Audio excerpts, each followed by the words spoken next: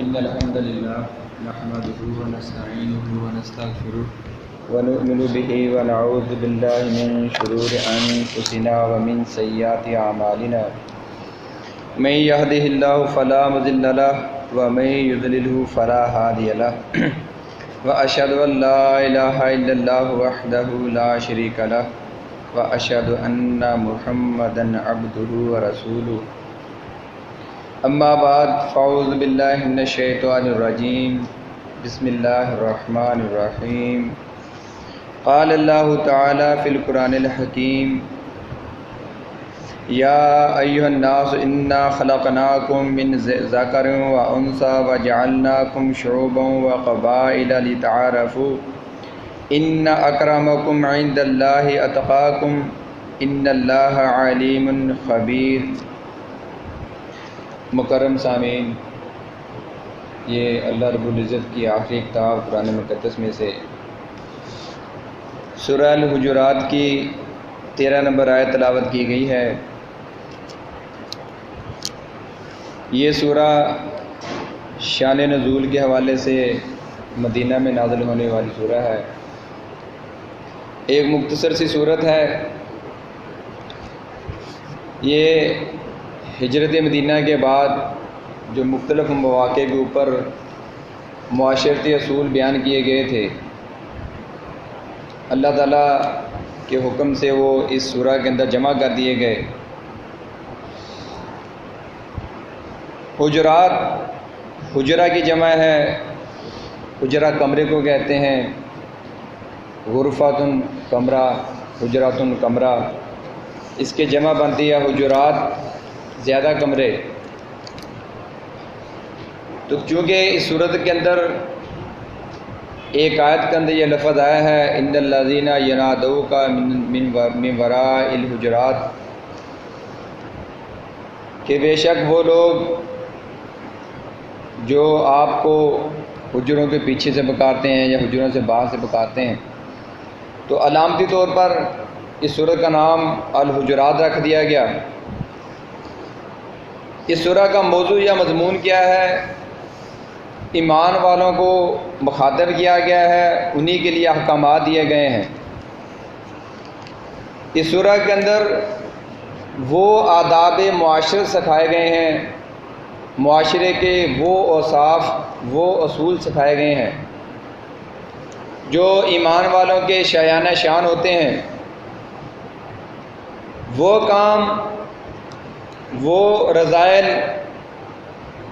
جن کی وجہ سے باہمی اتفاق، باہمی اتحاد پارا پارا ہو جاتا ہے، وہ عوامل جو معاشرے کی اجتماعی زندگی کے اندر فساد برپا کرتے ہیں، ان کا نام لے لے کر ذکر کر دیا گیا ہے۔ یہی سورت کا بنیادی موضوع ہے، اس کا مضمون ہے۔ تو جیسا کہ ہم جانتے ہیں کہ اللہ کا دین، دین اسلام، یہ ایک فطری دین ہے، مکمل ضابطہ حیات ہے۔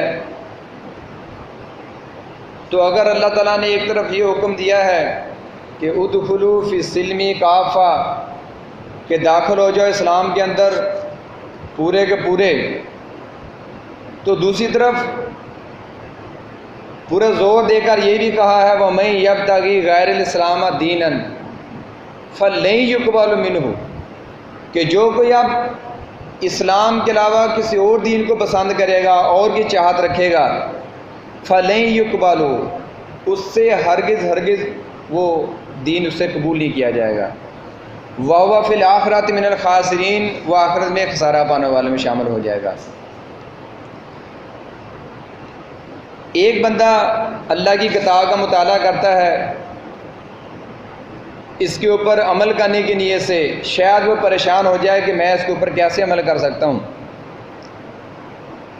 تو دوسری طرف اللہ کی کتاب یہ بھی رہنمائی کر دیتی ہے کہ لَکُمْ فِی رسول اللہ اسوۃ حسنہ، کہ یہاں پر احکامات دیکھو گے، اس کا عملی مظاہرہ دیکھنا چاہتے ہو، اللہ کے نبی صلی اللہ علیہ وسلم کی زندگیوں کا مطالعہ کر لو، جو وہاں پر احکامات دیکھتے ہو یہاں پر اس کی عملی تصویر دیکھ لو، اب اتمام حجت ہوگی. کوئی بندہ غیر جانبدار ہو کر اللہ کے دین کا مطالعہ کرے اور اس کے دل سے آواز نہ نکلے کہ یہ واقعی فطری دین ہے. اللہ کے دین کے اندر قرآن کا مطالعہ کرے، پھر ایک مرتبہ سیرت نبوی کا مطالعہ کر لے، اس کے ایک ایک انگ سے آواز آئے گی کہ واقعی اللہ کا دین مکمل دین ہے، یہ فطری دین ہے. تو اللہ کے نبی علیہ السلام ان کے متعلق کیا فرمایا گیا، کیوں ان کو اسوہ کے طور پر پیش کر دیا گیا؟ کیونکہ اللہ کے نبی علیہ السلام فرماتے ہیں انما بعثت معلما، مجھے معلم بنا کر بھیجا گیا ہے. اللہ کے نبی علیہ السلام جو معلم تھے وہ صرف کتاب کے معلم نہیں تھے کہ تزکیہ کرتے تھے، ان کو تعلیم دیتے تھے، وہ اخلاق کے بھی معلم تھے. انک لعلی خلق عظیم، اخلاق عظیم ترین مرتبے کے اوپر فائز تھے. تو اللہ کے نبی علیہ السلام کو جہاں یہ حکم دیا گیا کہ ان کے سامنے اعلان کرو یا ایھا الناس انی رسول اللہ علیکم جمیعا، کیونکہ آخری رسول تھے، لا رسول بعدی ولا نبی بعدا. تو پہلے بھی انبیاء آتے رہے، رسول آتے رہے، لیکن ان کی نبوت ایک محدود قوم کے لیے تھی، ایک محدود خطے کے لیے تھی، محدود معاشرے کے لیے تھی. تو اپنا آزمائش کا ٹائم پورا کر کے چلے گئے. لیکن اللہ کے نبی علیہ السلام کو حکم دیا کہ ان کو اعلان کرو یا ایھا الناس، اے لوگو، اے بنی نوع انسان، انی رسول اللہ علیکم جمیعا، میں تم سب کی طرف رسول بنا کر بھیجا گیا ہوں. پتہ چلا کہ اللہ کے نبی علیہ السلام کی رسالت عالمگیر ہے. قیامت کا جو آخری انسان بھی آنے والا ہے اس کو بھی مسلمان ہونے کے لیے یہی کلمہ پڑھنا پڑے گا جس کے اندر محمد صلی اللہ علیہ وسلم کی رسالت کا اقرار کرے گا. تو اب اگر بندہ یہ طرف دیکھتا ہے کہ اللہ کے نبی علیہ السلام کی رسالت عالمگیر ہے، قیامت تک کے لیے ہے، تو پھر وہ جب مطالعہ کرے گا اللہ کے نبی علیہ السلام کی سیرت کا، اللہ کے دین کا، تو اس کو پتہ چلے گا کہ واقعتاً زندگی کا کوئی ایسا پہلو چھوڑا نہیں گیا ہے جہاں پر اللہ کے نبی علیہ السلام نے ایک رہنما اصول نہ دے دیے ہوں. کوئی ایسی کمی والا معاملہ نہیں ہے کہ انسان یہ کہے کہ کاش ایک اور نبی آ جاتا تو یہ پہلو مکمل ہو جاتا. غیر جانبدار ہو کر مطالعہ کرے گا تو وہ کہے گا کہ واقعی یہ رسالت آخری بندے تک کے لیے ہے، تمام انسانوں کے لیے ہے. کیونکہ ہر وہ کام جو آپ صلی اللہ علیہ وسلم نے بتلایا ہے وہ ایک قابل عمل ہے. ہر دور کے اندر، اس الٹرا ماڈرن دور کے اندر بھی آپ کی سنتوں کے اوپر عمل کرنا انتہائی آسان ہے. آپ کی سنتیں آج بھی اسی طرح تر و تازہ ہیں جس طرح 1400 سال پہلے تھی. کیوں؟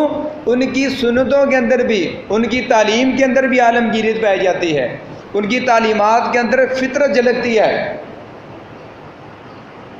آپ صلی اللہ علیہ وسلم نے گھر سے لے کر سلطنت تک ان کو کیسے چلایا جائے گا چلا کے دکھا دیا. آپ صلی اللہ علیہ وسلم نے پیدائش سے لے کر موت تک جو انسان کے ساتھ معاملات پیش آ سکتے ہیں اس کے لیے رہنما اصول دے دیے. آپ نے تو قضائے حاجت سے لے کر جو خلوت کے معاملات ہوتے ہیں وہاں تک کی رہنمائی کر دی ہے، وہاں تک کی تعلیمات دے دی ہیں.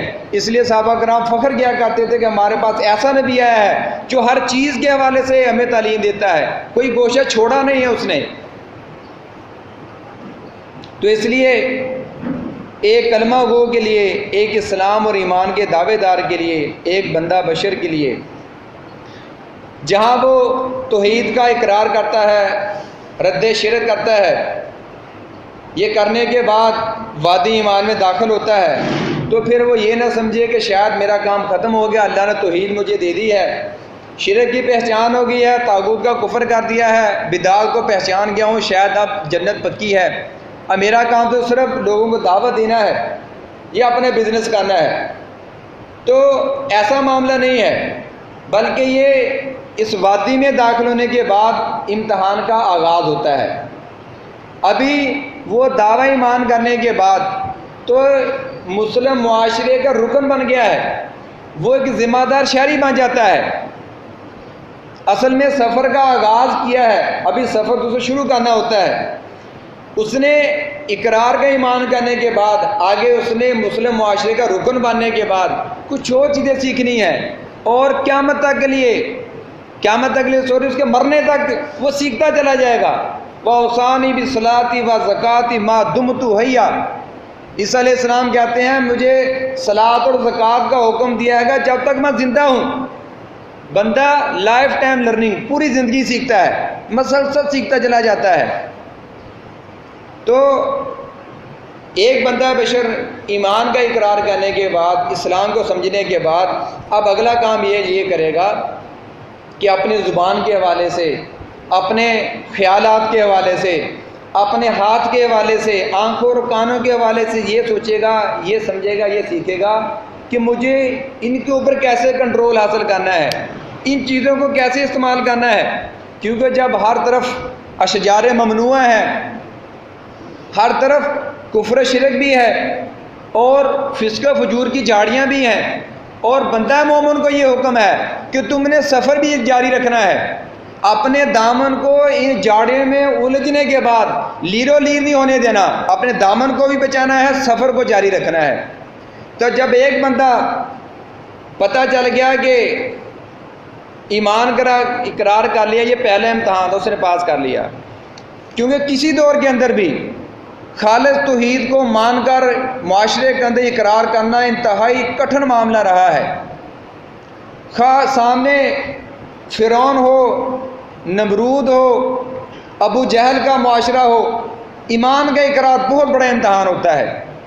لیکن اس کے بعد چونکہ اسلام کے جو معاشرتی رہنما اصول ہیں، ان کے سائے کے اندر زندگی کی شاہراہ کے اوپر سفر طے کرنا ہے، تو یہ دوسرا بڑا امتحان ہوتا ہے کہ اس نظریاتی چیز کو اب عملاً اس کو ثابت بھی کرنا ہے۔ لوگوں کو صرف باتوں سے دعوت نہیں دینی ہے، لوگوں کو اپنے اخلاق سے دعوت بھی دینی ہے، اپنے کردار سے دعوت دینی ہے۔ تو اس حوالے سے ان دونوں امتحان کی کامیابی کے لیے ہمیں نہ تو ہماری مجبوری ہے کہ یہ جو معاشرے کے اندر کتب خانوں کے اندر کتابیں ملتی ہیں سیلف ہیلپ کے نام سے، موٹیویشنل آتھر ہوتے ہیں، کتابیں لکھی تھی موٹیویشن کے حوالے سے، یا مغربی مفکرین کی کتابیں ہوتی ہیں، ڈیل کارنیگی،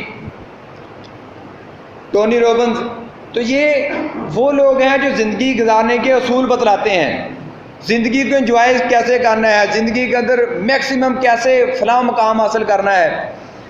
تو یہ لوگ بھی زندگی گزارنے کے اصول بتلاتے ہیں، لیکن مزے کی بات یہ ہے جب ان کی بایوگرافی پڑھی جاتی ہے، ان کی ہسٹری پڑھی جاتی ہے جو شاگرد لکھتے ہیں، پتہ چلتا ہے کہ یہ جو بڑے بڑے تھنکر تھے، بڑے بڑے مفکر تھے، زندگی گزارنے کے طریقے بتانے والے، ان لوگوں نے اپنے زندگی کی آخری حصے کے اندر خودکشی کیوں کی تھی؟ یہ دوسروں کو زندگی کی راہ سے دکھانے والے خود اپنی زندگی کو اندھیرے کے اندر کیوں لے کر گئے تھے؟ پتہ چلتا ہے کہ موٹیویشن کی کتابیں لکھنا، موٹیویشن کے لیکچر دینا بہت آسان ہے، لیکن عملاً ثابت کرنا اور آخر دم تک قائم رہنا یہ بڑے کلیجے کا کام ہوتا ہے۔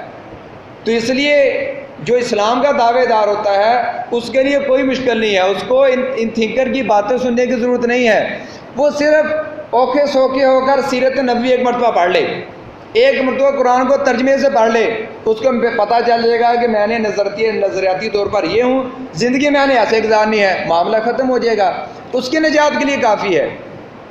اس کا مطلب یہ نہیں کہ یہ جو کتابیں ہوتی ہیں اس کا فائدہ نہیں، یہ اضافی چیزیں ہیں، لیکن آپ کو بنیادی چیزیں وہاں سے مل جاتی ہیں۔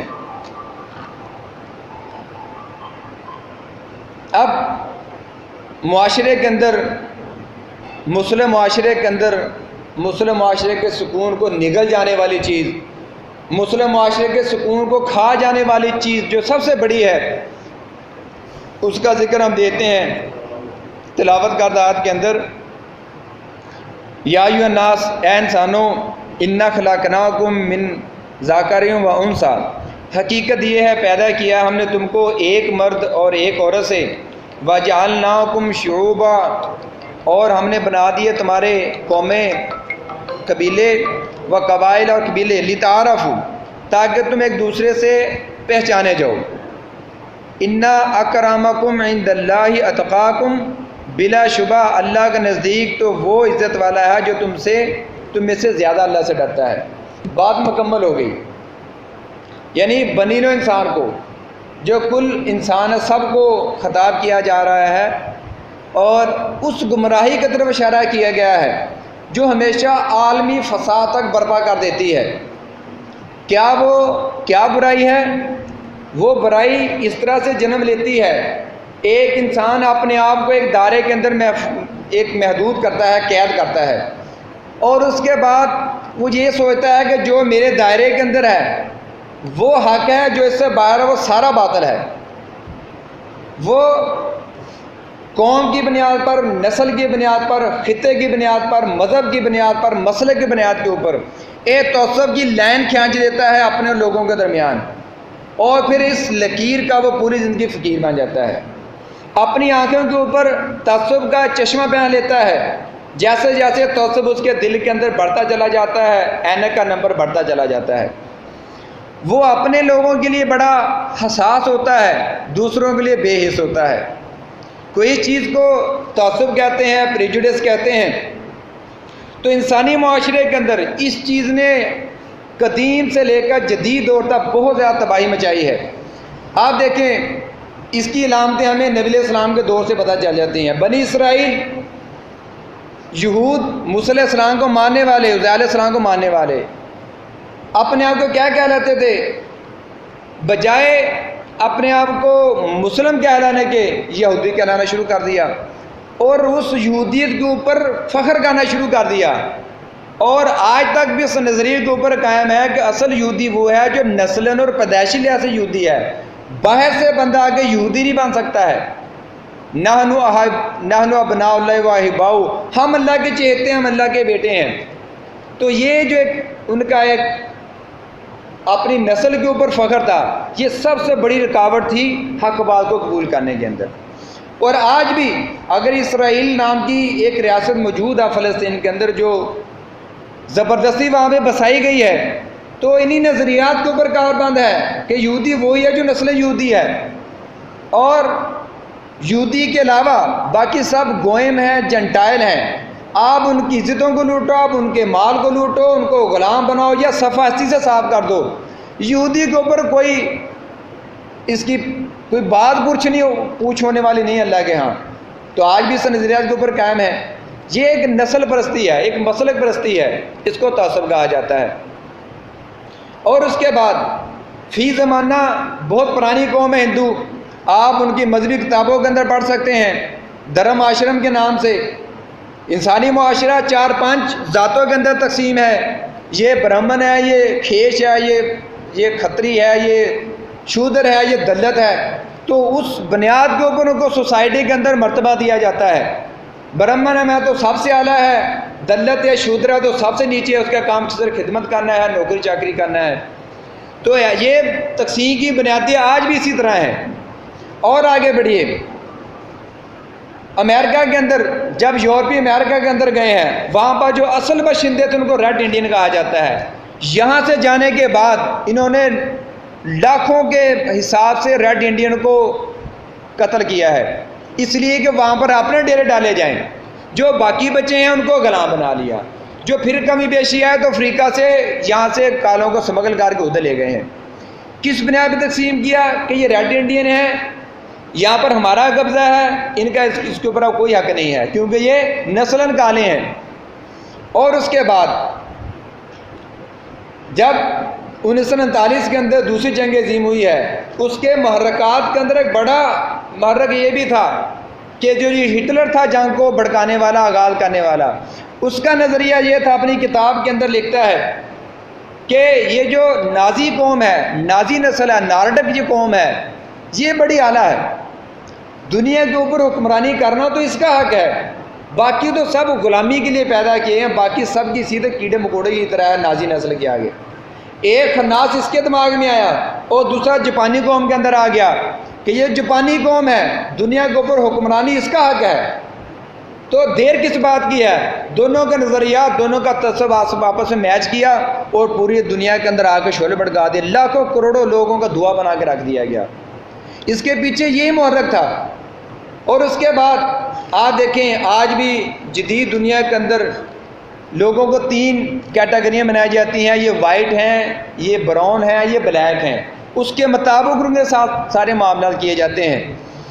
اور امریکہ کا ایک صدر ابراہم لنکن، اس کے قتل کیے جانے کی سب سے بڑی وجہ یہ تھی کہ اس نے غلامی اپنے ملک سے ختم کی تھی۔ اس نے یہ قانون پاس کروایا تھا کہ کالے اور گورے ایک برابر ہیں، دونوں کے حقوق برابر ہیں۔ کالوں کے لیے الگ اسکول نہیں ہیں، الگ بسیں نہیں ہیں، الگ انتظار گاہیں نہیں ہیں، ان کے بچے انہی گوروں کے ساتھ مل کر پڑھیں گے۔ اور ان کا حاشیہ یہ کیا کہ تھیٹر کے اندر گیا سے گولی مار دی گئی۔ کس نے یہ کیسا قانون پاس کر دیا؟ تو یہ ایک ایسا شروع سے لے کر آج تک عنصر ہے جو نسل پرستی، قوم پرستی، حسب نسب کے معاملے کا تعصب کا معاملہ۔ تو جب تھوڑا سا پیچھے جاتے ہیں تو پتہ چلتا ہے کہ تمام انسانوں کے ماں بھی ایک ہے، تمام انسانوں کا باپ بھی ایک ہے۔ نسل انسانی ایک ماں باپ سے شروع ہوئی ہے۔ تمام انسانوں کا، چاہے وہ گورے ہیں، براؤن ہیں، کالے ہیں، ان کا مادہ تخلیق بھی ایک ہے، ان کا طریقہ تخلیق بھی ایک ہے۔ نسل آگے بڑھی ہے نوح علیہ السلام کی، ان کے بیٹوں کی حام ہے، سام ہے، یافس ہے۔ تو یہ پوری دنیا کے اندر جو نسلیں ہیں نوح علیہ السلام کے بیٹوں سے چلتی ہیں۔ اب جب اس نسل انسانوں کو زمین کے اوپر پھیلایا گیا تو ظاہر ہے جو جس خطے کے اندر آباد ہو گیا، اس خطے کی آب و ہوا، وہاں کا کھانا پینا، طرز بود و باش جو دوسرے سے مختلف ہوتا چلا جاتا ہے۔ لیکن جب بنیاد دیکھی جاتی ہے پتہ چلتا ہے کہ ایک ہی ماں باپ کی اولاد ہے۔ نسل انسانی ایک جگہ سے شروع ہوئی ہے۔ تو اب یہ جو رنگ و نسل کے فرق ہیں، کلچر کا فرق ہے، تو اللہ کی کتاب فرماتی ہے لِتَعَارَفُوا، یہ صرف پہچان کا ذریعہ ہے، تعارف کا ذریعہ ہے۔ اس بنیاد کے اوپر فخر کرنا، اس بنیاد کے اوپر نفرت کرنا، اس کا کوئی جواز نہیں ہے۔ اللہ کی کتاب تعارف سے آگے نہیں بڑھتی ہے۔ جہاں برتر ہونے کا، کمتر ہونے کا معاملہ ہے، اللہ کی کتاب ساتھ ہی وضاحت فرما دیتی ہے اِنَّ أَكْرَمَكُمْ عِندَ اللَّهِ أَتْقَاكُمْ۔ جو بندہ، آپ دیکھیں یہ تو ہے اتفاقی امر، اگر کسی بچے کو پیدا ہونے سے پہلے پوچھ لیا جائے بھی کہاں پیدا ہونا چاہتے ہو، وہ تو کم از کم پاکستان کے اندر کا ذکر نہیں کرے گا، وہ ٹھنڈے علاقے کا ذکر کرے گا، کسی ترقی یافتہ ملک کا ذکر کرے گا، مجھے وہاں پیدا کر دیا جائے۔ لیکن یہ چیز بندے کے اختیار میں نہیں ہے، یہ اتفاقی معاملہ ہے۔ ایک ایشیا کے اندر پیدا ہو گیا، یورپ کے اندر پیدا ہو گیا، رشیا کے اندر پیدا ہو گیا۔ تو اللہ کی کتاب کی جامعیت یہ ہے، اللہ کی کتاب نے عزت کا جو ایک معیار رکھا ہے اس بنیاد پہ رکھا ہی نہیں جو اتفاقی معاملہ ہے کہ کوئی کسی کے گھر کے اندر پیدا ہو گیا، کوئی امیر کے گھر کے اندر پیدا ہو گیا، کوئی فقیر کے گھر کے اندر، کوئی بادشاہ کے گھر کے اندر پیدا ہو گیا۔ اللہ کے ہاں جو مرتبہ ہے وہ ان اتفاقی کاموں کے اوپر نہیں ہے۔ اللہ کے ہاں جو مرتبہ ہے وہ اس چیز کے اوپر ہے جو خود اختیار کردہ ہوتی ہے۔ خود اختیار کیا کرنا ہوتا ہے؟ اللہ تعالیٰ نے اختیار دیا ہے، صحیح راستے کے اوپر چلو، غلط راستے کے اوپر چلو، مجھ سے ڈر کر زندگی گزارو یا میرے سامنے متکبر بن کر زندگی گزارو، یہ تمہارا اختیار ہے، یہ اختیاری معاملہ ہے، اس کے اوپر تمہارا انجام ہوگا۔ جو اتفاقی چیزیں ہیں اس کا اللہ تعالیٰ نے کبھی ذکر نہیں کیا کہ یہ بھی میرے یہاں کو معیار رکھتے ہیں۔ تو آپ دیکھیں 2019 کے اندر جو سب نے واقعہ دیکھا بھی ہوگا، سنا بھی ہوگا، پڑھا بھی ہوگا، وہی پرانی عصبیت جاگتی ہے۔ ایک بندہ اٹھتا ہے برنٹن ٹیرن کے نام سے، گن لیتا ہے، نیوزی لینڈ کے اندر 2 مساجد کے جا کے فائرنگ کر دیتا ہے، 50 سے زیادہ نمازیوں کو ان کا کام تمام کر دیتا ہے۔ تو اب جو اس کو اس قتل و غارت سے پہلے جو اس کا منشور میڈیا کے اوپر آ چکا تھا وہ یہی تھا کہ یہ ہمارا ملک ہے، ہمارا کلچر ہے، یہ مسلمان یہاں پر پتہ نہیں کیا کرنے آ گئے ہیں، ان کی عبادت کے گاہیں پتہ نہیں کیوں یہاں پر کس نے بنا دی ہیں، کلچر ہمارا، نسل ہماری، خطہ ہمارا، مسلمان یہاں پر کیا کر رہے ہیں۔ ایک عصبیت جاگی کہ انسان ہونا تو ہمارا حق ہے، یہاں پر رہنا ہمارا حق ہے، اس نے جا کر بچھاڑ کر دی۔ تو یہ وہ چیز ہے جو انسانوں کو خطے کی بنیاد کے اوپر، نسل کی بنیاد کے اوپر، مذہب کی بنیاد کے اوپر تقسیم کرنے والے معاملات ہیں۔ جبکہ اللہ کی کتاب سے پتہ چلتا ہے، اللہ کے نبی علیہ السلام کی تعلیم سے پتہ چلتا ہے، مکہ فتح ہوتا ہے تو اللہ کے نبی علیہ السلام خطبہ دیتے ہیں، الحمدللہ الذی اذہب عنکم عیبۃ الجاہلیہ، کہ اللہ کا شکر ہے جس نے تم میں سے جاہلیت کے عیب ختم کر دیے، وَتُكَبَّرُوہا، اور جو جاہلیت کا تمہارے اندر تکبر تھا وہ بھی ختم کر دیا۔ کیا معاملہ تھا کہ اگر اپنے قبیلے کا بندہ ہو تو اس کی ہر حال میں مدد کرو، وہ ظالم ہے یا مظلوم ہے۔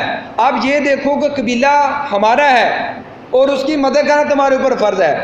یہ معاملہ نہیں تھا کہ حق کے اوپر کون ہے، غلط کے اوپر کون ہے۔ یہ تو اللہ کے نبی علیہ السلام نے بعد میں سے اپنے دعوت میں تشریح کی کہ ظالم کو ظلم سے روکو، یہ مظلوم کی مدد ہے۔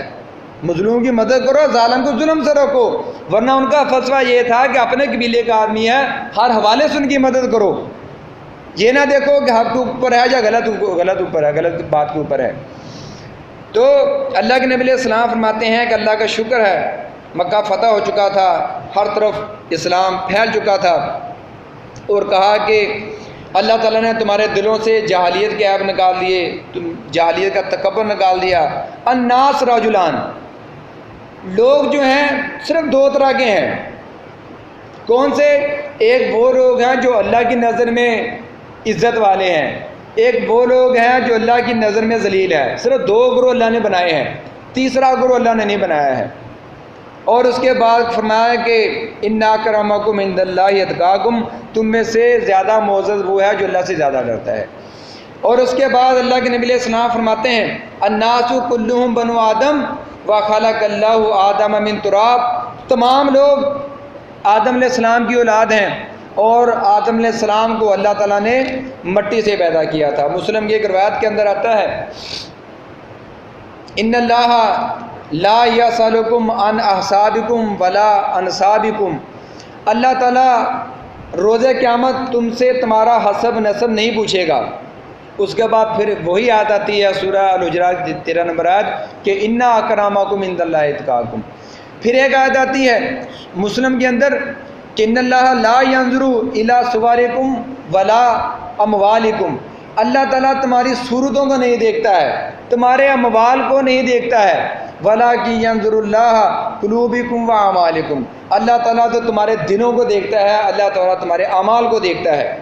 تو یہ تھی وہ یونیورسل قسم کی فطری تعلیمات جس کی بنیاد کے اوپر ایک عالمگیر برادری قائم ہوتی ہے پورے عرض کے اوپر، اور ایسی برادری کہ جو اسلام کے شدید مخالف لوگ ہیں وہ بھی اس بات کا اعتراف کرتے ہیں کہ یہ جو مساوات کی بنیاد کے اوپر، وحدت کی بنیاد کے اوپر ایک مسلم معاشرہ پوری دنیا کے اوپر بنا ہے، اس کا کوئی مقابلہ نہیں ہے، اس کی نظیر نہ کبھی پہلے ملی تھی نہ بعد میں ملے گی۔ یعنی مختلف خطوں کے اندر مختلف نسل کے لوگ، مختلف قبائل کے لوگ، لیکن سارے مل کر کیا بن گئے؟ ایک امت محمدیہ بن گئی۔ یہ وہ جامع تعلیمات تھی۔ اب اسلام کے اوپر، مساوات کی بنیاد کے اوپر، ایمان کی بنیادوں کے اوپر قائم ہونے والا معاشرہ، قائم ہونے والی عالمگیر برادری، عالمگیر معاشرہ، تو ظاہر ہے مختلف خطوں سے ہیں، مختلف نسلوں سے ہیں، مختلف طبیعت کے لوگ ہیں، مختلف بیک گراؤنڈ ہیں، تو ان کے اندر اختلافات ہونا یہ فطری چیز تھی۔ اختلافات ہونا یہ کوئی معیوب چیز نہیں ہے، یہ فطری بات ہے، اختلاف ہو جاتے ہیں، لیکن اللہ کی کتاب اصول بتلاتی ہے کہ مسلم معاشرے کے اندر رہتے ہوئے اختلاف ہو جائے تو کیا کرنا ہے؟ فَأَصْلِحُوا بَيْنَكُمْ، تمہیں تماش بھی نہیں بننا ہے، تمہیں میڈیا کردار ادا نہیں کرنا ہے کہ اس بات کو بڑھا چڑھا کر لوگوں کے سامنے پیش کرو کہ یہ جو خبر ہے سب سے پہلے ہم نشر کر رہے ہیں، یہ ایکسکلوسیو نیوز جا رہی ہے، بلکہ تمہارا کام یہ ہے آگے بڑھ کے اس اختلاف کو ختم کرنا ہے۔ فَأَصْلِحُوا بَيْنَكُمْ، صلح کرانی ہے، اس اختلاف کو جتنی جلدی ہو سکے سمیٹ کے مین شاہراہ کے اوپر آ جانا ہے۔ اور اس کے بعد اللہ کے نبی علیہ السلام فرماتے ہیں الصلح خیر، صلح بہتر ہے، لڑائی کی نسبت صلح بہتر ہے۔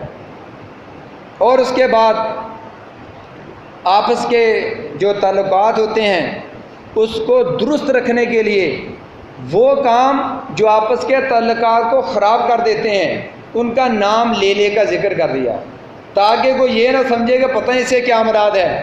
فرمایا لا یسخر، ایک دوسرے کا تمسخر نہ اڑاؤ،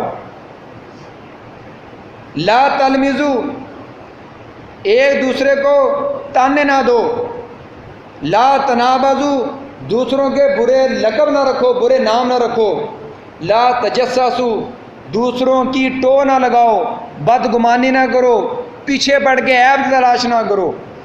پانچویں چیز لا یغتب، دوسروں کی غیبت نہ کرو۔ یہ 5 لائے نفی اور نہیں آتے ہیں، اللہ تعالیٰ نے 5 چیزوں کا نام لے کر فرمایا یہ کام نہ کرو، اس کے اندر کوئی اشتباہ کا معاملہ نہیں ہے، اور پھر مجموعی حکم دیا کہ یہ کام تمہیں منع کیے جا رہے ہیں۔ اگر پھر بھی کوئی حکم آ گیا واضح طور پر، اگر بندہ پھر بھی ان کاموں کا ارتکاب کرتا ہے، دوسروں کا تمسخر اڑاتا ہے، دوسروں کے برے نام رکھتا ہے، دوسرے کے معاملہ کی ٹو لگانے کی کوشش کرتا ہے، اور جو دوسروں کی غیبت کرتا پھرتا ہے، طعن و تشنیع کرتا ہے، تو اللہ کی کتاب فرماتی ہے بئس الاسم الفسوق بعد الایمان، ایمان لانے کے بعد یہ کام کر کے فسق کے اندر کیوں اپنا نام پیدا کرتے ہو؟ اور اس کے بعد فرمایا ومن لم یتب، جو کوئی پتہ لگنے کے بعد پھر توبہ نہ کرے ان کاموں سے، فاولئک هم الظالمون، تو یہی تو لوگ پھر ظالم ہیں۔ اس کی شناخت بھی بیان کر دی گئی، اس کے انجام بھی بیان کر دیا گیا۔ ایک بندہ پھر بھی ان برائیوں کے اندر ملوث رہے تو مالک فرماتا فاولئک هم الظالمون، ظلم سے مراد ہوتا ہے چیز کو اس کی مناسب جگہ پر نہ رکھنا۔ حکم کیا تھا اعدلوا هو اقرب للتقوی، عدل کرو یہ تقوی کے زیادہ قریب ہے۔ عدل کیا تھا کہ ہر چیز کو اس کی مناسب جگہ پر رکھتے چلے جاتے تو تمہارے لیے یہی باعث رحمت بن جاتا۔ تو توبہ پھر بھی نہ کریں واضح آیات کے بعد، تو مالک فرماتا ہے یہ لوگ ظالم ہیں۔ جبکہ دوسری جگہ جو مطلوب رویہ تھا ایمان والوں سے وہ بھی بیان کر دیا گیا والذین اذا فعلوا فاحشۃ وظلموا، جب ایمان والوں سے کوئی فحش حرکت ہو جائے، کوئی بڑی غلطی ہو جائے یا ظلم کر بیٹھیں، تو مطلوب ان سے کیا ہے؟ ذکر اللہ تعالیٰ کو یاد کرنا چاہیے ان کو، فاستغفروا لذنوبہم، اپنے گناہوں کے اللہ سے استغفار کریں، لم یصروا علی ما فعلوا، جو غلطی جو حماقت ہو چکی ہے اس کے اوپر اڑے نہ۔ تو اس لیے مالک فرماتا وَلَمْ یتوب، جو نہ توبہ کرے پھر ظالم ہے۔ ہونا یہ چاہیے تھا، غلطی کا سامنے واضح کر دی گئی، اللہ کو یاد کرو، توبہ کر لو، گناہوں کی معافی مانگ لو، دروازہ کھلا ہے۔ اب اس کے بعد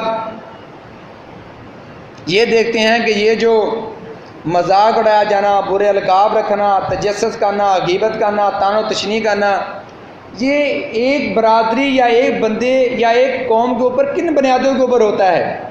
تو ہمیں پتہ چلتا ہے کہ یہ ایک انسان کی جسمانی ساخت ایسے ہو سکتی ہے کہ اس کو اس کا نام کو رکھ لیا جائے، بڑا قد ہے تو اس کو بڑے قد کے حوالے سے، چھوٹا قد ہے دوسرے والے سے، وہ موٹا ہے تو دوسرے والے سے، یعنی اس کا نام رکھا جا سکتا ہے۔ حسب نسب، اس کا قبیلہ، اس کی ذات پات الگ ہے، اس بنیاد کے اوپر یہ برائی ہو سکتی ہے۔ اور لسانی فرق ہو سکتا ہے، آپ کی زبان پنجابی ہے، کسی کی پشتو ہے، کسی کی سندھی ہے، اس بنیاد کے اوپر ان کا مذاق اڑانا، برے لقب رکھنا، برے نام رکھنا، غیبت کرنا۔ مال کی تفریق، ایک بندے کو سرمایہ دار ہے، ایک دیہڑی دار ہے، ان کا آپس کے اندر ایک دوسرے کو طعن و تشنیع کرنا، اوپر سے نیچے کو، نیچے والے اوپر کو طعن و تشنیع کرنا، برے نام رکھنا، ان کی غیبت کرنا۔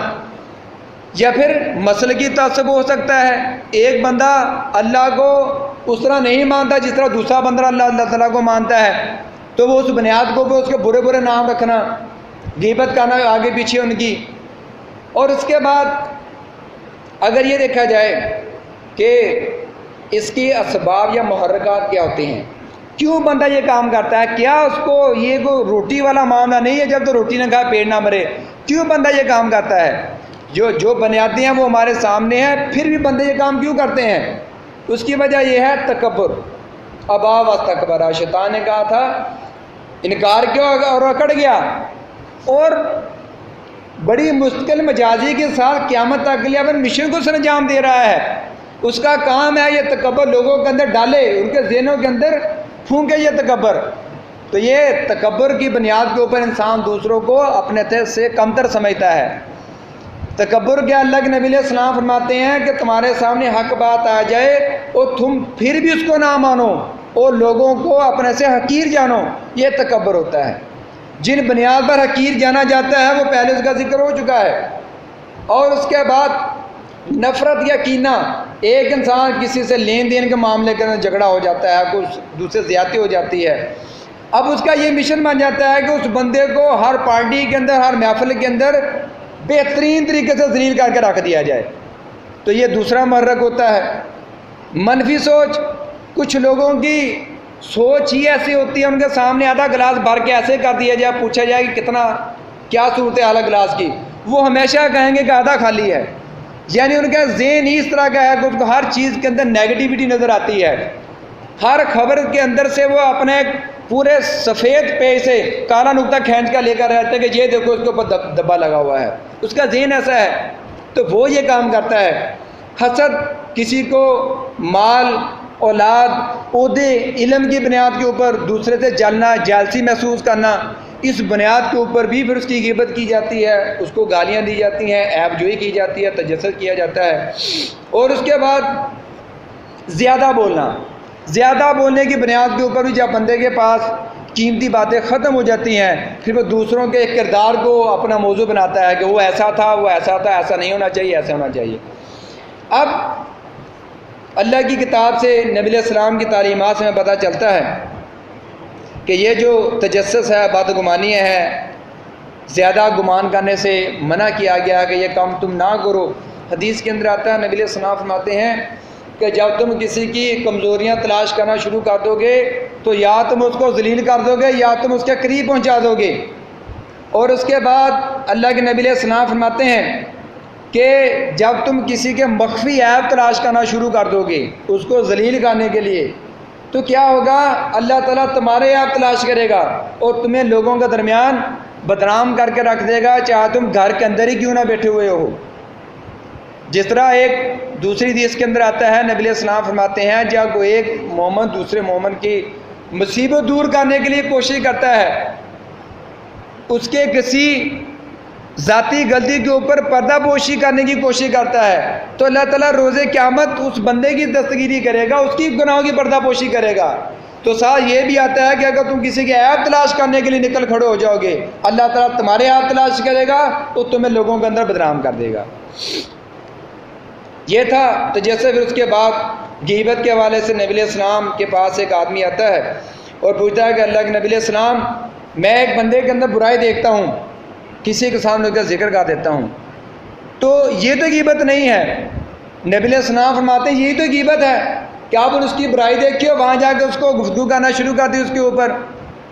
اگر اس کے اندر برائی نہ ہوتی پھر تو بہتان بن جاتا، بہتان سے بھی منع کیا گیا ہے۔ بلکہ ایک جگہ اخلاقی بہتان کسی کے اوپر لگانے والے کے حوالے سے بتلایا کہ 4 گواہ نہ پیش کرے، اس کے 80 کوڑے مارو، اور اس کے بعد پوری زندگی کے لیے اس کی شہادت بھی نہ قبول کی جائے۔ تو یہ تو آپ دیکھیں معاشرے کے اندر کیا کہتے ہیں، لوگ کہتے ہیں یہ تو دوسروں کو یاد رکھنے کا بہانہ ہے، گفتگو کا حصہ ہے، دوسروں کے کردار کو داغدار کرنا، اپنا موضوع بنانا، تبصرے کرنا اس کے اوپر۔ تو یہ چیز ہمیں پتہ چلتی ہے کہ اس حوالے سے مجموعی حکم یہ ہے کہ اللہ کے نبی علیہ السلام فرماتے ہیں جب بھی کہو تو اچھی بات کہو ورنہ خاموش رہو۔ اور ایک دوسری جگہ قرآن کی آیت ہے قولوا للناس حسنا، لوگوں سے اچھی بات کہو، یعنی کہنے کا مطلب یہ ہے کہ جب بھی ہم، ایک تو بندہ اکیلا بیٹھا ہے، جب وہ کسی سے بات کرے تو کم از کم یہ حکم ذہن کے اندر رکھے کہ مجھے حکم یہ ہے کہ لوگوں سے اچھی بات کرنی ہے، یعنی دوسروں کی کبھی اچھائی کا بھی تذکرہ کر لیا جائے تو اس سے بھی ایک مثبت تبدیلی آتی ہے، بیماریوں کے اندر کمی آتی ہے۔ حکم ہمارے لیے یہی ہے کہ لوگوں سے اچھی بات کہا کرو۔ ابو ہریرہ رضی اللہ عنہ روایت کرتے ہیں کہ نبی علیہ السلام نے فرمایا کہ مسلمان کا بھائی ہے، وہ اپنے بھائی کے اوپر ظلم نہیں کرتا ہے، اس کا ساتھ نہیں چھوڑتا ہے اور اس کی تذلیل نہیں کرتا ہے۔ اور فرمایا ایک بندے کے لیے سب سے بڑا شر یہی ہے کہ وہ اپنے بھائی کو دوسروں کے سامنے ذلیل کرتا پھرے، اس سے بڑا شر کیا ہو سکتا ہے؟ تو اللہ کے بندو، یہ وہ واضح احکامات ہیں جن کے اوپر ہم عمل کر کے اپنے گھر کو، اپنے خاندان کو، اپنے معاشرے کو ایک امن کا گہوارہ بنا سکتے ہیں۔ ورنہ آپ دوسری طرف جائیں تو وہ گھر، وہ خاندان، وہ سوسائٹی، وہ جماعتیں جہاں غیبت و چغلیاں یہ گفتگو کا حصہ ہے، جہاں پر ہر وقت تجسس کے رڈار چلائے جا رہے ہوں، جہاں صلح کے اوپر لڑائی کرنے کو فوقیت دی جائے، جہاں حسن ظن کے اوپر بدگمانی کو ترجیح دی جائے، اور جہاں ہر بندہ یہ کہتا پھرے کہ مستند ہے میرا فرمایا ہوا، حرف آخر ہے میرا کہا ہوا، جہاں اتحاد کے اوپر تفرقہ پردازی کو ترجیح دی جائے، جہاں قطع رحمی کرنے کو ایمان کی نشانی بتلایا جائے، جہاں ہر بندہ یہ کہے کہ جو میرے حقوق کا وہ دیے جائیں، اور اس بات کو بھول جائے کہ کسی کے اوپر میرے فرائض بھی جو میں نے پورے کرنے ہیں، وہ اپنے فرائض کو بھول کر صرف اپنے حقوق کا جھنڈا اٹھا کر کھڑا ہو جائے، اور جہاں ہر بندے کے دل کے اندر نظام کو، بڑے دنیا کو بدلنے کا جذبہ ہو، لیکن جب اس کو کہا جائے کہ جناب تم بھی بدلو، تو وہ اپنے زبان حال سے یہ کہے کہ ہمارے بدلنے کے دن تو گئے صاحب، اب تو ہم جیسے ہیں ویسے برداشت کیجئے، اس طرح کا رویہ رکھے، تو آپ یقین کریں اس جگہ سے، اس گھر سے، اس سوسائٹی سے کیا ہوتا ہے، امن کی فاختیں اڑ جاتی ہیں۔ وہاں پر تو نفرتوں اور نفرتوں کے گرج وہاں پر سایہ انداز ہو جاتے ہیں، وہ حملہ آور ہوتے ہیں، جہاں پر اپنی اجتماعیت کے اوپر انفرادیت کو ترجیح دی جائے، جہاں چاہت کی جگہ چپکلش لے لے، جہاں ہر طرف متکبرانہ مزاج، گلے شکوے اور ناشکری کی بارشیں ہوتی رہیں، تو بتائیے وہاں پر امن کے پھول کیسے اگ سکتے ہیں؟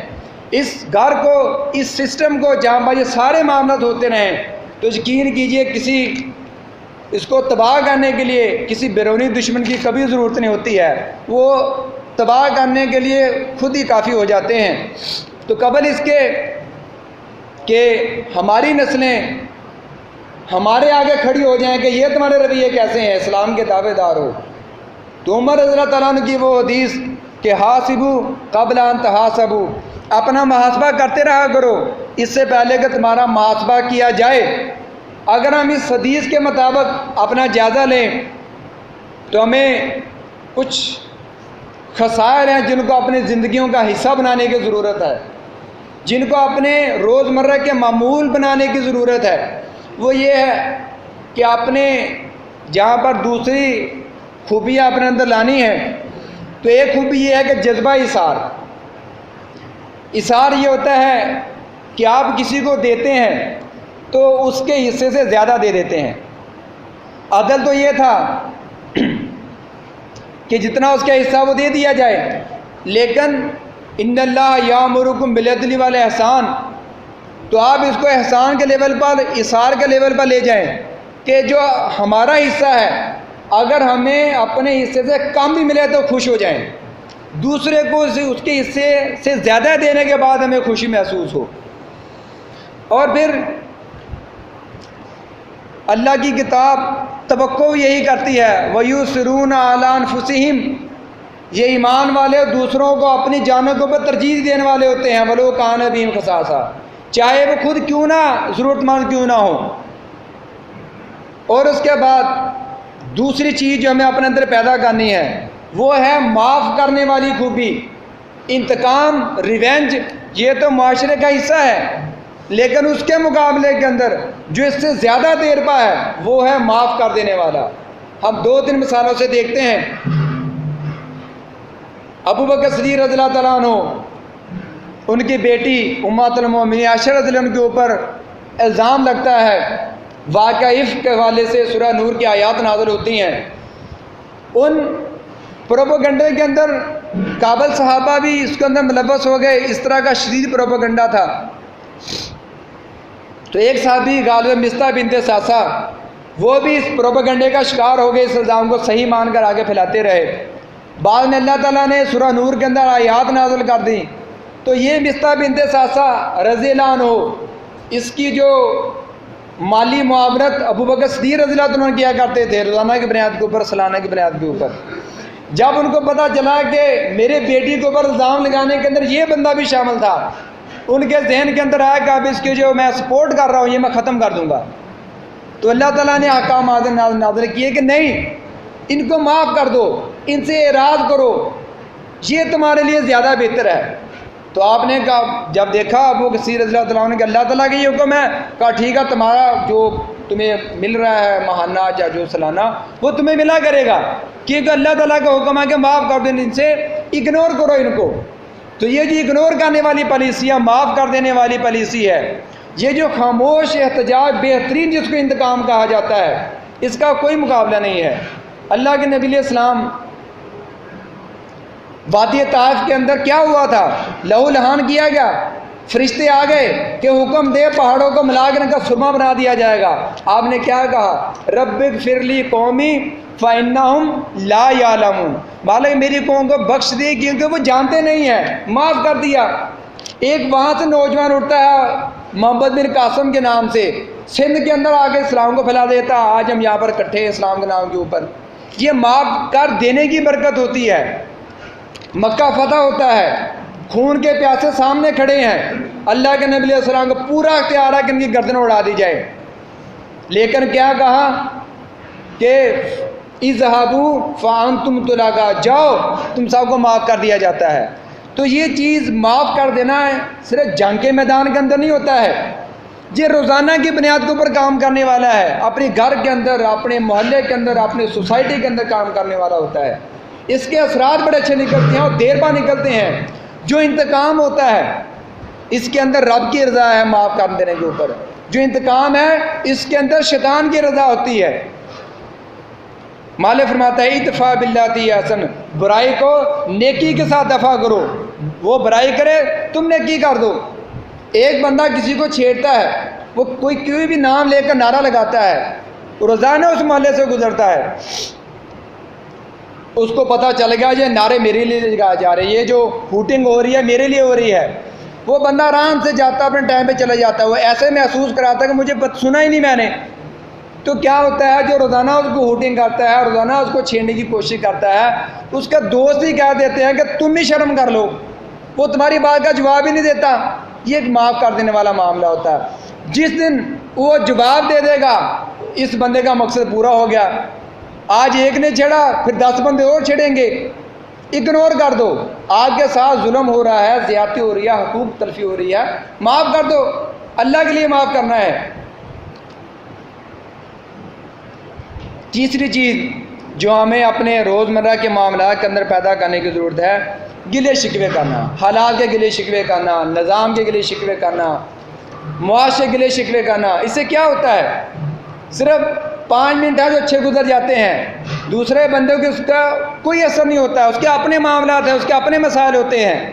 اس کی بجائے جو اللہ کا مطلوب رویہ ہے وہ ہے الحمدللہ والا، شکر گزاری والا، کہ اللہ تعالیٰ کا شکر بھی کیا جائے۔ جس کے 50 پاس 99 ہیں وہ ایک کے چکر میں ہے کہ میرا 100 ہو جائے، جو اس کے پاس 99 ہے اس کا کبھی شکر ادا کرنے کو سوچتا نہیں ہے۔ جس کو گردے کا مسئلہ بن گیا وہ کبھی نہیں کہتا کم از کم میرے باقی اعضاء تو ٹھیک ہیں، مجھے تو گردے کا مسئلہ ہے، وہ باقی کا شکر ادا کرنے کی بجائے ایک بیماری کا تذکرہ کرتا رہتا ہے، اپنی بیماری کو اور بڑھا لیتا ہے۔ تو گلے شکوے اس سے بھی مسائل نہیں حل ہوتے۔ معاشرے کے اندر ان کا اس کی بجائے شکر گزاری والا معاملہ، الحمدللہ۔ اور اس کے بعد جو چوتھی چیز ہم پیدا کر سکتے ہیں وہ یہ ہے کہ مرو یا مارو کے فلسفے کی بجائے جیو اور جینے دو والا معاملہ، یہ اس سے زیادہ بہتر ہے۔ اور اس کے بعد جب کبھی شیشہ دیکھیں، دن کے اندر کئی کے بعد دیکھتے ہیں، تو جو شیشہ دیکھنے کی، چہرہ دیکھنے کی دعا کو ذرا غور کیجئے۔ کیا دعا کا ترجمہ ہے کہ مالک جس طرح تو نے میری شکل اچھی بنائی ہے، آپ دل سے دعا کریں مالک میرا اخلاق بھی ایسے ہی کر دے، کیونکہ شکل تو ہر بندوں کو اپنی اچھی لگتی ہے، لیکن اخلاق کے حوالے سے بندوں کو احساس ہوتا ہے کہ میرے اندر اصلاح کی چیزیں ہیں، تو یہ بھی دعا کرنی چاہیے مالک سے کہ مالک شکل کی طرح میرے اخلاق بھی اچھے کر دے۔ اور اس کے بعد جو آخری کام کیا جا سکتا ہے جس طرح ہمیں حدیث سے صبح شام کی دعائیں ملتی ہیں، تو صبح اٹھ کر جب ہم دعا یہ کرتے ہیں الحمدللہ الذی احیانا بعد مماتنا والیہ نشور، گھر سے باہر نکلتے ہیں بسم اللہ توکلت علی اللہ لا حول ولا قوۃ الا باللہ، تو اس کے ساتھ ساتھ ایک اور کرنے والا کام ہے۔ اللہ کے نبی علیہ السلام نے ایک بہت بڑا قانون بتلایا، کلیہ بتلایا ہے کہ مسلم کون ہے؟